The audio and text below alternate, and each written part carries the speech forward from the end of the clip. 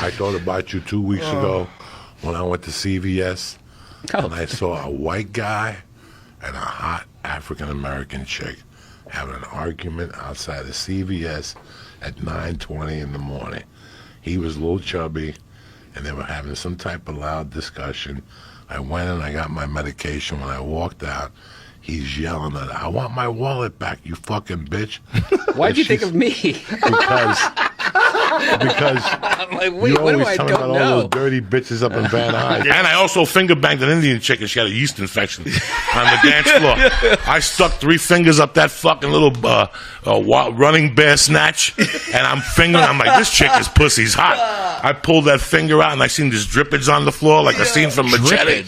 When I pulled, and I was finger banging her right through his pants and the dance floor. And one of those hick bars to somebody playing like, you know. George Strait. Garth Brooks. Oh my Toby God, it was Keith. horrible. I got friends. Yeah, and everybody's dancing. Garth Brooks. And I was horny as fuck. I'm swapping spit with this fucking Indian chick. I'm feeling like Clint Eastwood on the Outlaw Josie Wales. I start feeling her pussy. And all of a sudden, right through the jeans, I stick my hand right through the little shorts. And I start fingering that little wet pussy. It's making that noise. And I took that fucking finger out, and it was white, covered with yogurt. All I needed was granola. Brian, should I go now? 100 for every. You know how many fucking ounces I fucking robbed in my day? How many? A fucking lot, bro. What were you doing? Smash and grab shit or snatching out No, people's necks? I would get pissed at people who fucked with me or a friend of mine, and drug dealers. Yeah. Drug dealers. They're the easiest fucking idiots. All you gotta do is give those idiots rope. They'll fuck it up on their own. They leave a window open. They get paranoid. That's a whole market. That's a whole fucking enterprise. You would break into a drug dealer's home? Kick the fucking door down like I owned it. Kicked it. And then in '94, I got into the shit where you put a badge on and you kick a door. That's not good. That's the scary shit. A badge? People put a fucking badge fake on your cops. neck, It's a big move. Kick that fucking door down. Watch. You got to watch them. You got to know that they're in there by themselves. You come in with 2 people. That's scary. Yeah. I wanted to become a consultant at one time. The last scam I really got into that I was very good at was I was shoplifting without shoplifting, but I was making $1,000 a day. I remember I got so high one night, I went to the Comedy Works as a guest, and I put money on the counter. You know what? I put $1,800 on the counter. I was so high.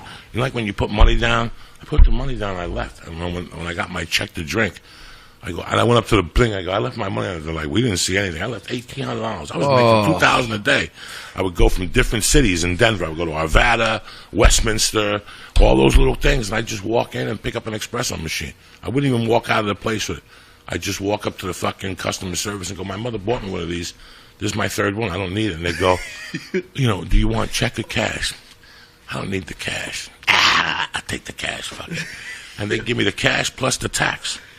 I'd do that at a mall. You were good. Wait, man. you would go. I would go to May DNF and pick up a $600 blanket and walk up, and they look at me and go, "Okay." Without an ID and sign the pay. If you're that fucking dumb, I gotta rob you. Oh, you can't do that today. No, They got right? cameras. But at that time, I remember doing that for I would do it from right now because this is the time of the year they don't need a receipt.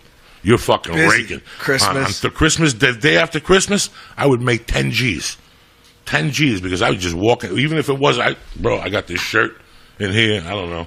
They look at it. All right, we'll give you $18. Whatever. I would just walk around. Would it have a tag on it, or would you? I would have a tag. I wouldn't even walk out of the store, Joe Rogan. Right, I understand what you're saying. So I would just pick up the biggest thing at the store. I would go there one day and act like a consumer, and I'd spend $40.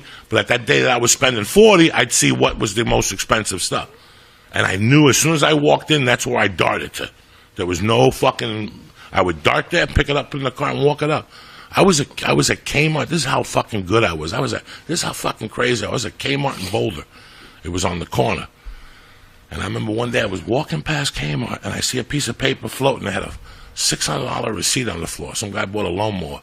I walked into that fucking Kmart with the receipt and just picked up a lawnmower, put it on one of those fucking things by myself, and pushed it up to the customer service and go, I bought this lawnmower an hour ago. This is the wrong one.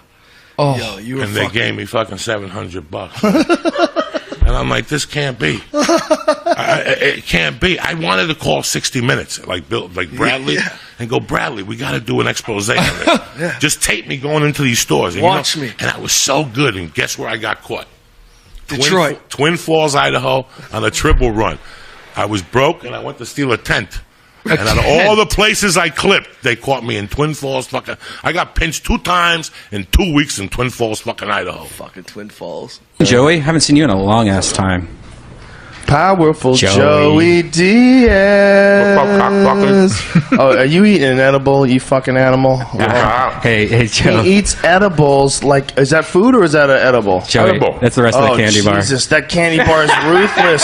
Is it strong? That candy bar threw me to the bottom of the Mariana Trench. Perfect. I like it. I was down there with those eels that light up like a light bulb. That's where I was. I was at the bottom of the ocean. I was so high, it hurt me. And we were doing a podcast. We were in the middle of this Honey podcast. I was like, my God, I can't believe how high I am. I love it when you eat an edible. Sometimes you get fucked up. People don't look into it, so they don't really know what a billboard costs. It's not a lot of money. It must. Not a lot of money. It must happen. For a Who billboard? sells advertising for cable? Mike Ricker from New York State. And he was telling me if people only knew what they could do from fucking 11 to you could fucking advertise and you still get people. It's cheap. You get a package. You don't know. Couple fucking billboards. Forget about it. Forget about it. I'll get a Forget about billboard. it. What's going on with the weed Forget stores? about They ain't closing. Dick! Not closing? They're You don't not? think so? What's going to happen? Listen, What's the word on the street? they're going to fucking close a bunch of them down, but they're going to leave 178 of them open. And those 178 got nothing to do with Uncle Joey. But why should they be able to shut any of them down? Why are they shutting them down? Are they shutting They down shut like the this newer ones? 'Cause I remember that was a thing That's for a while. supposedly going to shut the newer ones, the ones that aren't licensed, which I understand. You know, I'm pro and con for them in all ways. I like smoking weed, but I go to this nice restaurant, and they're expanding. Great little Puerto Rican fucking joint in the valley. But next to it, they opened up a weed store. So every time I got to go and I got to see fucking homies with their hats and 3 fucking brothers with a white chick listening to Biggie loud and shit. So who the fuck's going to go to the restaurant? Yeah. You follow me? So these people got to learn how to fucking act. It's not the weed store. These motherfucking savages got to learn how to act. Blow the fucking thing. Put a neck brace on once a week. You know, don't take it for fucking granted. Go in there with a fucking eye patch. Do something. Fuck yeah! Fucking tremendous. Holy shit. At the end, the fucking cross, he kills himself. Oh, my God. The priest kills himself, and the cross starts bleeding. I mean, it's fucking, I fucked up. I should have ate a cookie. The fucking chick is like, the chick is telling him, suck my succulent pussy. You fucking faggot. At the Geffen Playhouse? Oh, and all these people, you know, my God, this bitch was raw. But Brooke Shields played the mother. That's why I went. That's I'm like, fucking great. Something's got to be going on here in Hollywood. Brooke, the fucking Richard Chamberlain played the old priest, which is fucking beautiful. great. What's got to be going on with Brooke? What are you insinuating? Nothing. A lot of people used stand-up to get a show, to get a writing gig, to get something. And I'm like, I can't stop being one. I am one. Yeah. It's part of my hard drive. Well, it was the most fun, too. Like, they were asking me to do this thing that I was basically, like, I'd never taken any acting classes. I'd just gotten a development deal from MTV Half Hour Comedy Hour. Right. And they said, do you want to be on a sitcom? I'm like, oh, okay. And so they made me, like, get an acting coach, and I took a few classes, but it was really annoying. And then next thing you know, I'm out here in L.A. On a sitcom. And so when they said, like, why are you doing stand-up? You're an actor now. I was like, what the fuck are you talking about? Right. You've never killed. I'm like, you're saying this because you never killed. They also didn't believe in hyphenates at that point. You can't do 3 things. You can't do 4 things. I'm sorry. You can only do one thing. That was also when I started working for the UFC. And when I started working for the UFC, they were acting like I was doing porn. They're like, what are you doing? And I was like, yeah, I'm going to Alabama to do post-fight interviews for a cage fighting event. And they're like, what the fuck is wrong with you? That's because you're a fucking original. They don't know what that is. I've seen both. I've seen people get victimized, and I've seen people that are just in sort of this relationship where I wouldn't want it, but it works for them. You know. And sometimes they're out in the open with it. The woman will tease and be like, "Oh, honey, you know I wouldn't be with you if it wasn't for the fucking money." Oh, it's not even a tease. And he goes, "Of course I know that." That's a movie. That's in a movie. What was the movie that was in? There was a movie that was in where the Platoon. Well, no, the one Schindler's List. Terms of endearment. See, you can't even help it. You do it right away. Chitty chitty you go bang, right bang. to fucking Platoon. There's a picture in organs hanging out on the beach. I forget the movie, man. But it was just about about a guy who lost everything.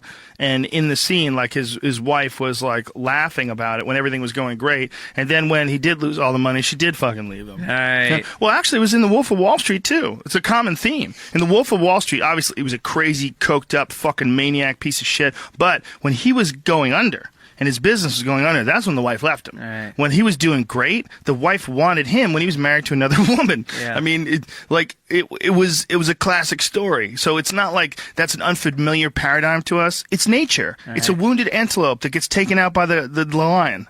And she needs somebody to provide for her. Or she protect her. doesn't, but in that role, she does. Mm-hmm. If she chooses that role. If she chooses the role of fucking the old, wrinkly, shaky man with his fucking pale, translucent dick that he sticks inside, we could see as he's coming, you'd see the veins like pump whatever blood they've got. And it's like a little highway going down his fucking saran-wrapped skin. Filled with Viagra. Yeah, and just shooting dust bubbles into her pussy. Yeah. Yeah, man. I mean, Pinching her nipples. You can take that choice, or you could start an art gallery and become a multimillionaire on your own. I mean, you could do that too. Right.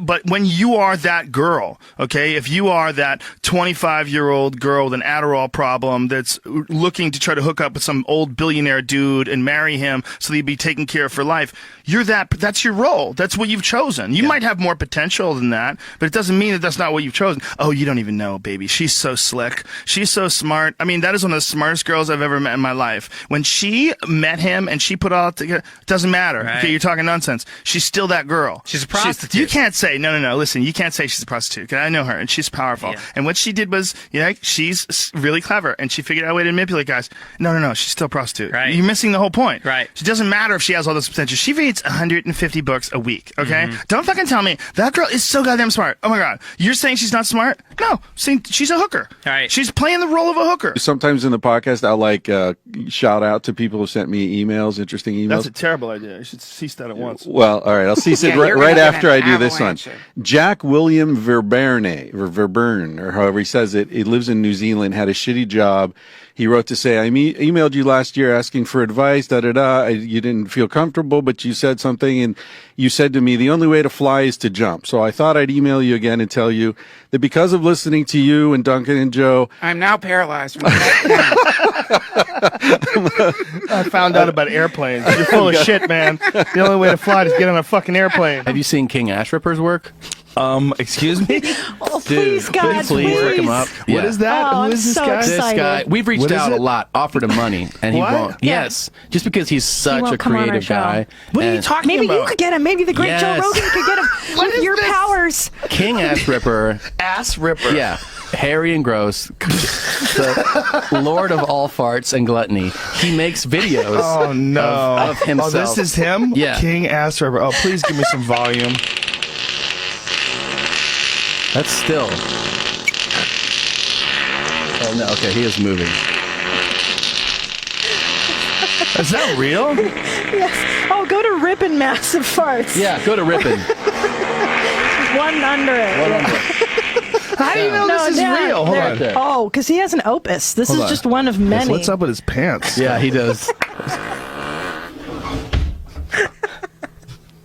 So stupid. It's getting brown there. He's got 199,000 hits. Yeah. How many fucking stand-up bits online of 199,000 Not hits? mine. Even with Elon, it's like you reach a certain level, you must have.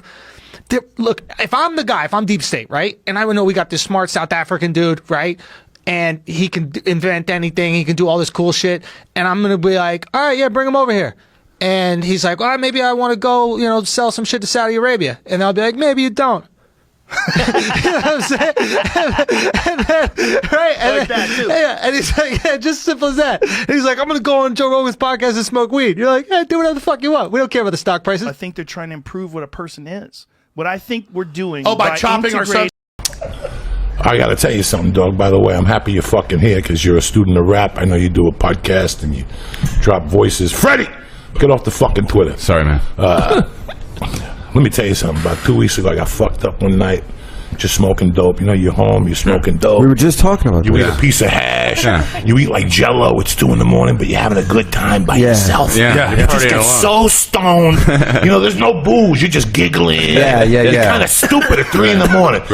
And all of a sudden, you're just fucking around YouTube. And I was just fucking around, minding my own business. And for some reason, I put on Freddy's Dead. I listened to Freddy's Dead. You know, like as I was high. I know a couple lyrics caught me. And I listened to it again and again. Next thing you know, I'm crying. I said, whoa, when was the last time I listened to this album? I put the fucking album on its entirety. It's 3:30 in the morning. My wife pops out with the robe on. What the fuck is going on? I'm on the floor stretching. Tears are coming out of my eyes because, are you fucking kidding me? Because before there was Tupac or Biggie, all these motherfuckers, there was this guy from Chicago that basically opened up his back window and sang about what he saw. And Bert Kreischer, it's so much, it's poetry, and he just added music to it. But in the album, he calls brothers. He talks about brothers.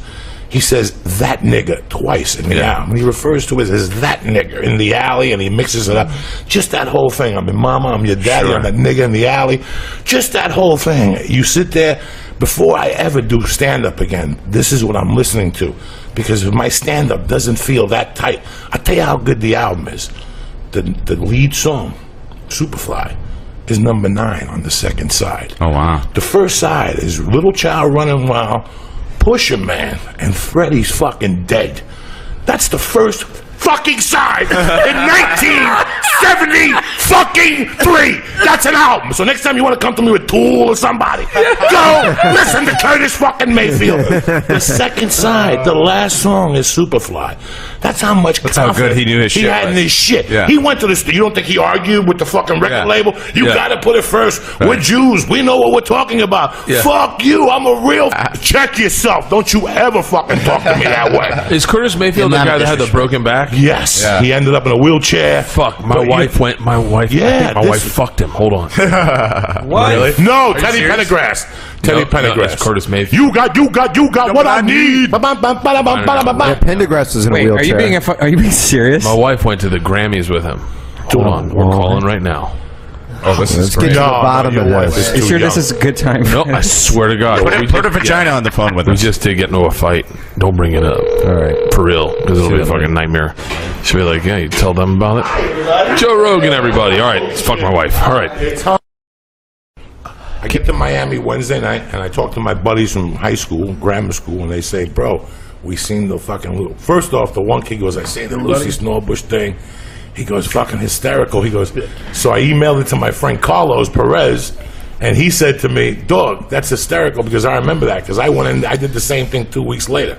Well, people, if you don't remember, if you're not an aficionado of the Joe Diaz experience, Lucy Snorbush was a girl where he broke into her house in the middle of the night and ate her pussy and then left. On a Quaalude. You gotta have the Quaalude because it's 20 to life. And that's different for sentencing. You know what I'm saying? Without the Quaalude, it's aggravated pussy eating. It's like 12 eating. With the Quaalude, I got a leg to stand on. Your Honor, I did a Quaalude, you know. But when I went to Miami, my buddy called me and he goes, nah, don't be mad. She was giggling or something. He goes, as a matter of fact, she lives close to, you know, one of those but one of those fucking cities in Florida. There's 1,000 suburbs, you know, Ocean, whatever, Del Mar, Coral, whatever. Yeah. So she didn't end up coming. That was the story. But it was nice to know that she's still alive and kicking. What did those Quaaludes do for you? What did they do to you? This was 30 years ago. Quaaludes were a pill that was made by Rora or Lemon. Rora was the manufacturer that made it, and it said 714 on it. That's why everybody always went on the 714 Express. But then people started crashing cars. They made ecstasy because it was mild. But see, ecstasy will make a chick spread her legs. But remember, a Quaalude will make you forget. Well, this last week when I went to Miami, I had the fucking good fortune that a lot of kids I was in the 8th grade with showed up. Whoa, like, really? 3 kids. I went to dinner the first night with Anthony Eggers and Carlos Rodriguez. I played freshman ball with them. In fact, we used to call Carlos Rodriguez Eddie Munster because he looked like Eddie Munster. We're playing Patterson East Side, a real fucking heavy black fucking neighborhood. Yeah. They flipped our bus over after we beat them. But the beauty of it was that in the game, we used to call him Dracula or whatever, Eddie Munster. Yeah. And he used to go, dog, stop calling me Eddie Munster. And these black dudes were funny on Patterson East Side. He was taking the ball out from the side, and we were on the bench. And the black dude says to the other, well, look at my dog. he looks like motherfucking Dracula. We didn't even care if we lost. Because he fucking cemented, and then all of a sudden now he accepted Dracula. Yeah. So for years we called him hilarious. Dracula. But a kid came up with a story to me.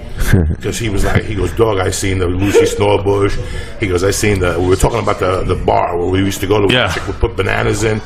And he was telling me his stories there. Like, I remember going there one night, and the fucking bikers beating fucking this hooker, this stripper, and I remember hearing the story, and I forgot all about it. But the story that got me the most was they told behind my house there was a pool hall, and I never liked this place. It was those long-haired fucking Dwayne Allman looking motherfuckers. Right. And when they're in Jersey, in that neighborhood, I'm scared of those motherfuckers. I seen Dwayne Allman one time with Cher in Jersey, and he was the first musician I looked at and said, I ain't asking this motherfucker for his autograph. This guy was real. The motherfuckers he ran with were real. It was like Leonard Skinner. Leonard Skinner ran, but the dudes behind him all carried. You heard that story, the father shot? They all fucking packed heat. Dude, Elvis's dudes were gangsters. These guys were gangsters. We carry cash. Well, that was what they were saying about Jimi Hendrix's manager. That was the whole story. So his manager actually had to borrow money from the mob, and this dude who wrote the story is the one who had to go and pick it up. It's a crazy story, man. If it's true that they killed Jimi Hendrix because they had a life insurance policy on him, it was like for $2 million. I've heard there was a lot of suspicion around his death because basically he had never done any of these drugs he alleged. Well, not only that, to do. it wasn't just that. It was that his girlfriend, who had been trying to get Jimmy to leave the manager, was thrown off the roof of the Chelsea Hotel in New York. Oh, Jesus. So it wasn't just that something happened to Jimi Hendrix. It's fucking. I mean, what are the odds? He's gonna die, and then she's gonna die right away.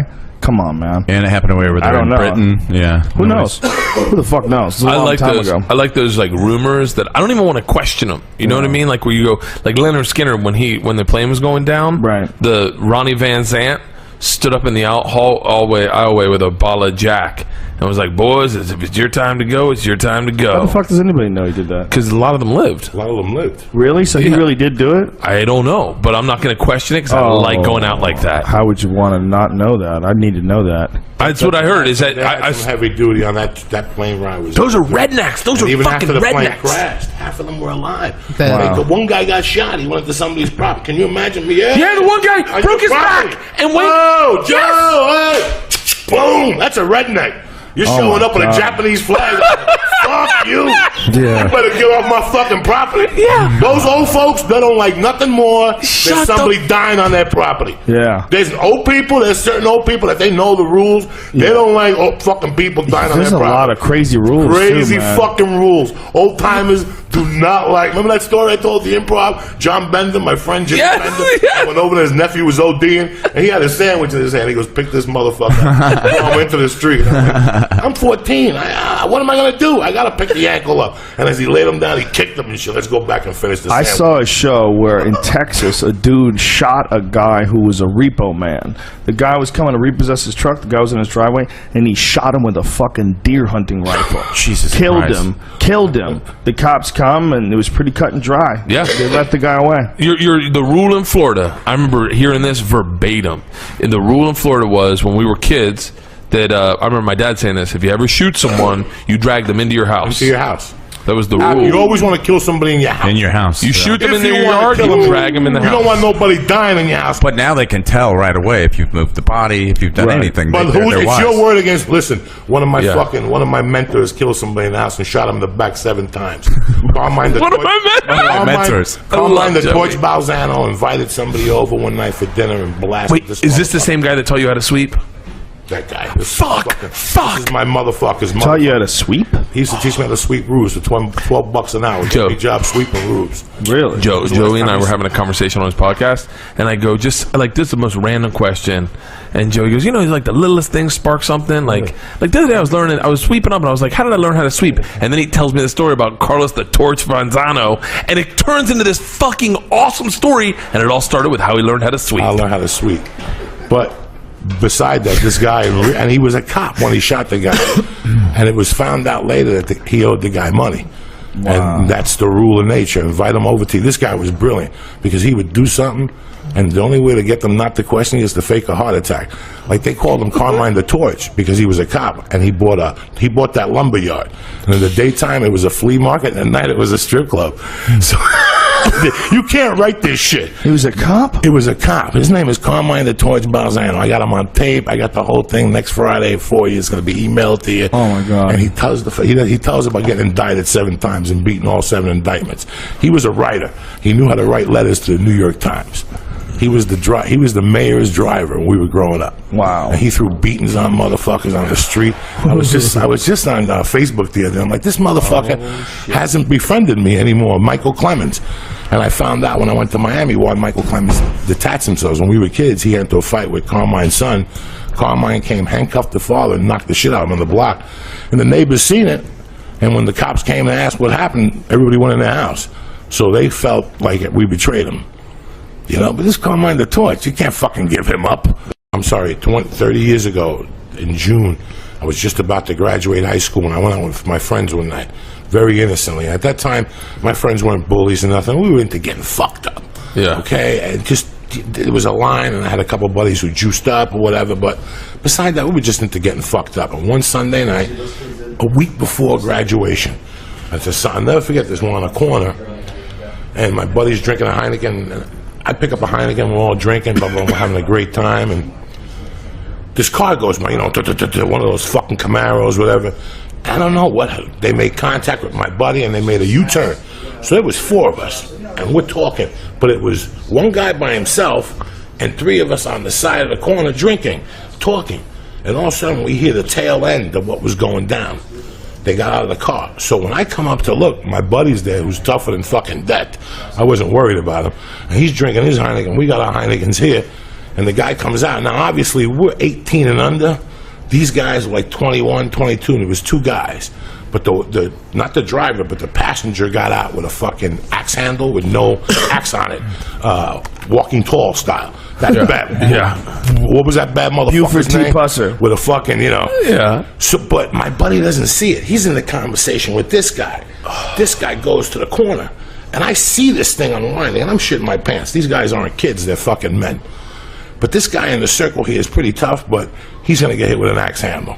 And I'll never forget. I take this fucking Heineken bottle, and I just whip it at this motherfucker.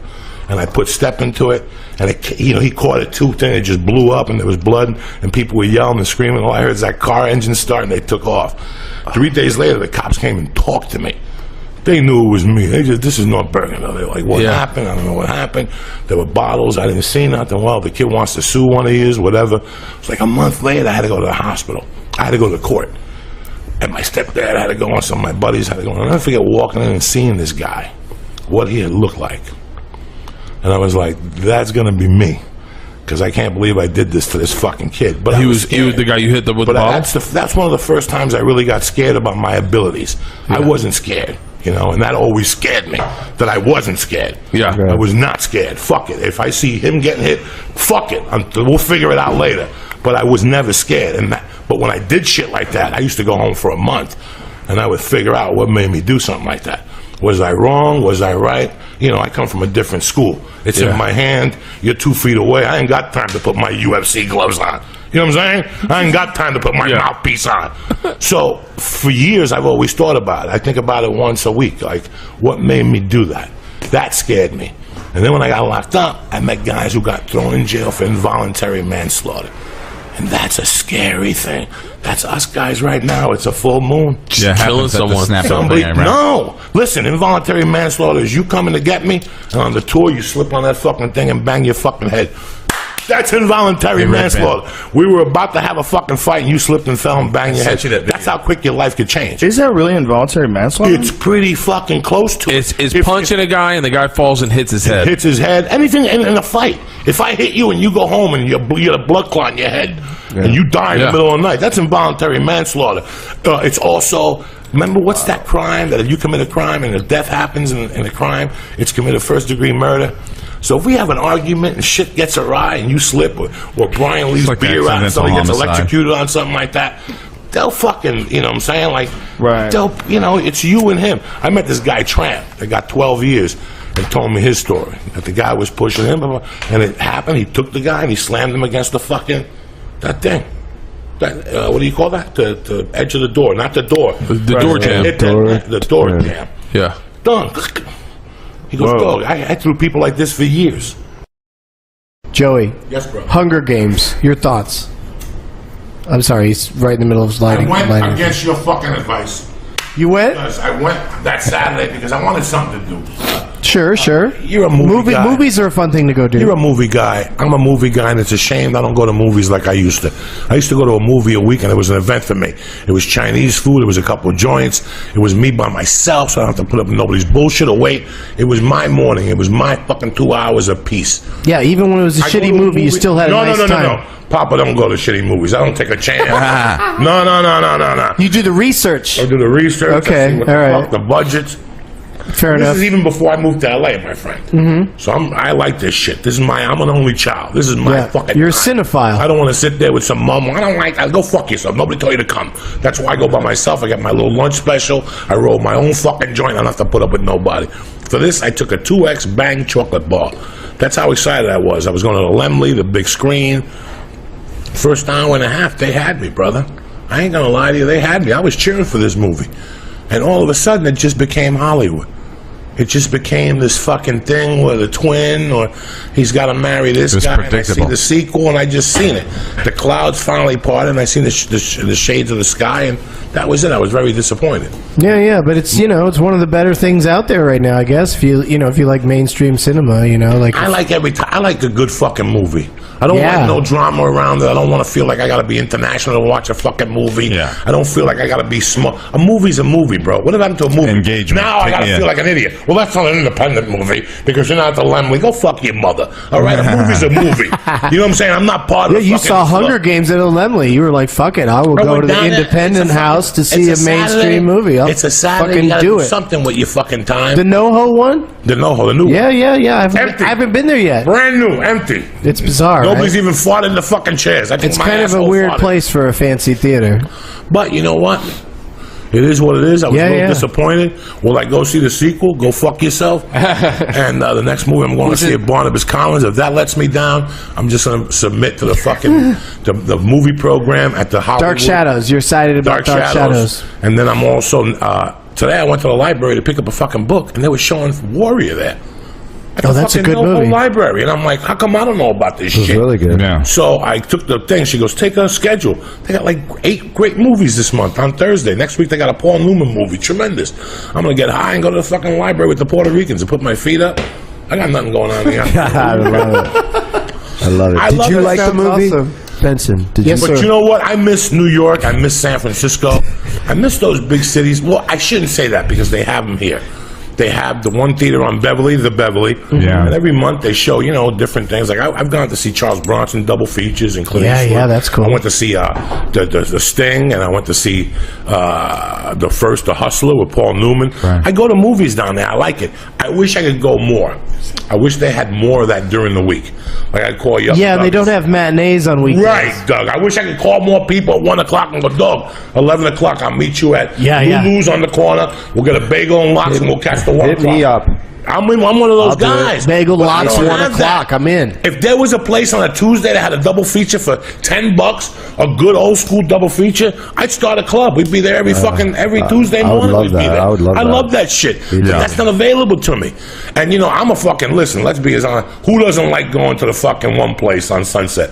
Sunset 5. It cost me $55. I love all that the shit. ArcLight, you mean? I love the ArcLight. Yeah, because it's so empty. You can pick your seat. Oh my God! Don't have to talk to a person. You can go to the machine and buy it there. It's nice. It feels turkey sausage. Sausage, delicious. Watermelon barbecue sauce. Fucking barbecue sauce. The apple one's good too. The apple one. I mean, this is a great time in a movie. Yeah. How many times did I walk over? I used to live on Schrader, guys. Listen. It's a $40 movie if you get food. It's a $40 movie with weed and But you build up your points on your card. I'm a old school motherfucker too. Show your SAG I card. plan Amoeba in that trip, bitch. Yeah. I plan Amoeba in that. That's how old school I am. So if I got that much invested, how the fuck when I get to that movie theater, the movie sucks, I want to go to Amoeba and shoot everybody like a postman because that's how angered I am. I want to go see a fucking movie, man. a fucking movie that I'm entertained and go, wow, I don't care if it's foreign, Puerto Ricans, black, white, I don't give a fuck no more. I just want to get into... Think about how ridiculous it is. If people didn't know that having sex with people has consequences, and by that I mean you can get pregnant, you can get diseases. If there was and there's cultural limitations, people frown upon it. But if there was none of those, can you imagine how much people would be fucking? Oh yeah. It would be insane. Yeah. If there was no such thing as masturbating. You could fuck at a gas station. People would be fucking, yeah. If there was no such, if masturbation wasn't possible, first of all, you know what would happen? What? Women would rule everything. 100%. But men would have so much chi built up in them. Nope. Nope. They'd be bitches. They'd be giving in every chance they could. Oh, because the women would own it. It would be worth so much more. That's true. Yeah. Because women would be able to decide whether or not you came. There's the only way. If that was the only way, if women were the rulers of whether or not you came, if there was no way to come without them, oh my God, they would dominate. We're fucked, dude. I know that's going to be the next law. If they're really smart, that's how they would take over. Chop our arms off.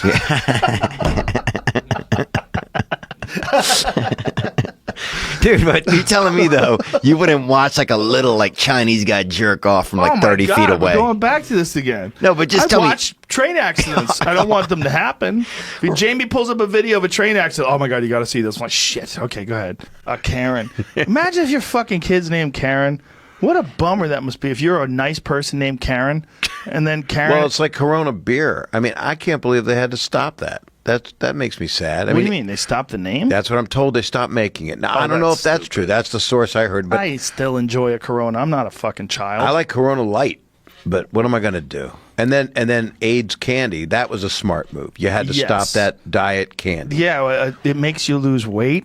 It's ironically sad. Most people don't even know what we're talking about. It's AIDS, right? Correct. That's what it's called. Correct. It was a diet candy, like a chocolate. Yeah. That you would eat. I never took it. I mean, it's like the X-Lax for dieting. Oh, is it like a... Well, X-Lax actually helps you diet also. But all it does is just get rid of the food that's in your body. It just it's makes not you healthy. Shit. No. No, I was somewhere once and I was on Imodium because I was having a rough day. I don't know what happened. That's another diuretic, right? Or no, it's constipator. Yeah. I mean, it solidifies. Appetite suppressant candy. Oh, so it's an appetite suppressant. So it's not a... No. What is X-Lax? X-Lax makes you... Yeah, it's a laxative. Yeah. It helps you make you shit diarrhea. Yeah, Explosively if you eat the whole box. You could shit yourself to death. You could OD on it. What is barf? What is barf? Barf is... detergent, it said. Oh. That's funny. Barf's a detergent? Is that real? Yeah, they did discontinue it because people vomit. Did they find out they really did discontinue Corona beer? That sounds so ridiculous. That's what I heard from somebody. It's a classic. There was also beer. a candy called anal warts that they decided to take off the market. You know, that's the kind of shit that why do I do it? You never went there. You couldn't help yourself. You know I what don't it is? know. All those years of Full House. Although I'm talking, this is not my podcast. This podcast belongs to the one and only Mr. Chris Ryan, ladies and gentlemen. Yay! Thank you. Let everybody know what we're doing. This is number 3 of our continuing series of Three Musketeer podcasts with Joe Rogan, Duncan Trussell, and yours truly. So now we're in Joe's studio actually because I don't have a studio. Well, we were trying to figure out if we should do our own podcast, and we said, no, we already have 3 podcasts. Let's just swap off. Yeah. And I like that. It's really, we should name them though, just so that people could find them, because I think a lot of these conversations are going to deal with some subjects that maybe they would want to reference, and they would forget which one it was, and we don't want them to have to listen to X amount of hours. So we should come up with a time. I mean, Three Musketeers is too easy. Circle jerk. Tripod was one. Tripod. The triangular. I like the Three Amigos. Sounds the like... Three Amigos. It sounds... I don't know. It sounds unpretentious. How about the Lords of Truth? Oh, that's not pretentious. I'm just kidding. Yeah. The spiritual arbiters of the Western world. How about Shrimp Parade? I just wanted to figure out a way to use Shrimp arbiters. What is a shrimp parade? I don't know. I have no idea. I'd go to one though. All right. I thought that was some sort of reference to our penises, but that's just That's the way I because think. you always think about penis. Well, you were just saying your Immediately. podcast was a sausage fest, Duncan, and then I you meant come up literally. with strange. I wasn't using the term. That didn't mean phallus. Oh, you just talk You're about the sausage sexist. a lot? No, I just mean like, yeah, my podcast reminds me of a package of old, salty, briny, withered sausages that you might find at a secondhand meat store. Briny. Secondhand meat. What the fuck is a secondhand meat store? Discarded old sausage. Once this guy, no, they. What a great description, though. Secondhand meat store. Trader Joe's is. I got to get more girls. I got to get more girls on my podcast. Gals is what you said. Sure, I said gals. He's trying to be funny, though. He's trying to be funny. That's the reason. The funniest page on the internet. I'm not bullshit. Joke World's Instagram page is the funniest page on the internet. Wow, man, thanks. That is so surreal to hear coming from you. But we're still just trying to keep it growing, keep it moving every day. But more importantly, this is like a new thing. Yeah, you're right. It is a new thing. There's really no other accounts promoting comedians like this right now. Yeah. Especially not on Instagram. Well, I had seen people do like little things. Here it is. Look at this. Here's.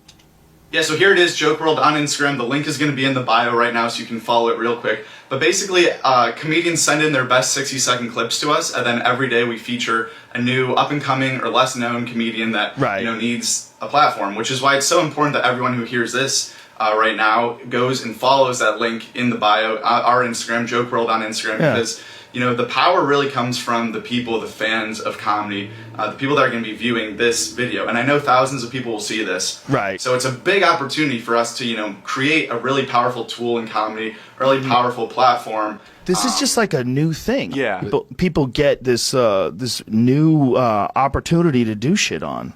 The internet is so interesting in that way. No, that's true. It is new, and not a lot of people are getting these opportunities, which is why it's such a cool thing that any comedian in the world can send in their best 60-second clip, and then it can be seen by our whole audience. I know. So that's why it's so important to make that audience as big as we can, because that's how we're going to become powerful and how it's going to become something really special for these comedians to be featured on Joke World. Yeah. So it's in the bio right now. Go click it. And we also send everyone free stickers who follows and DMs us. So if you want any Joke World free stickers, then that's just another reason to follow.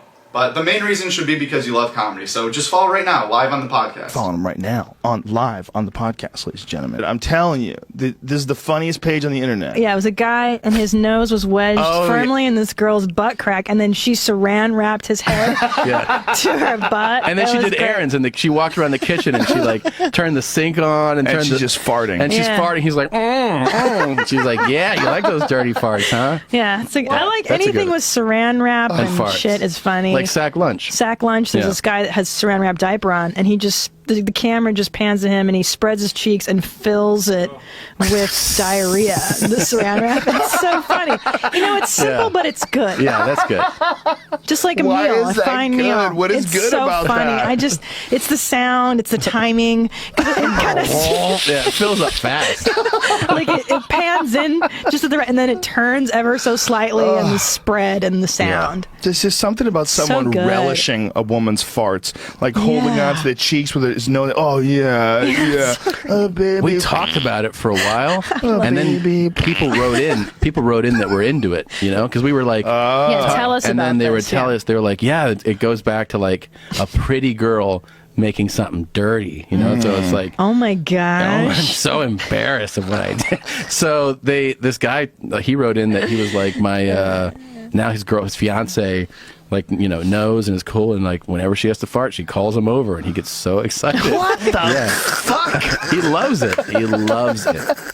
Come on, how strange are people? People are so strange. She earned it. That's the thing about like Anna Nicole Smith when his fucking stupid kids wanted his estate. No, Anna Nicole was sucking his dick. Didn't you do a bit about this? Yeah, fuck yeah. Yeah, it was one of my closers from 1999. What was it? Well, it was the whole thing about them saying like, oh my God, she's taking advantage of him. She's only with him for his money.